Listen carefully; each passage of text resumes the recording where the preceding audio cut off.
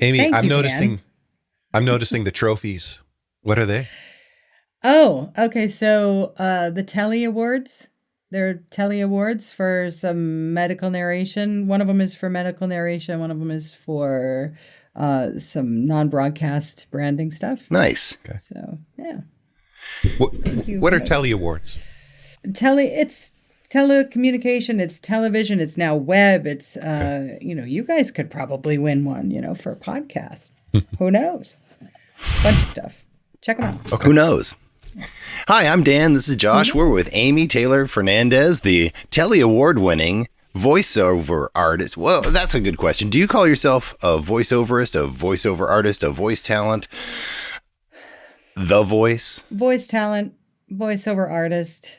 I don't use voiceoverist. Not that there's anything wrong with it. It doesn't roll off my tongue. No. Like, just voice talent,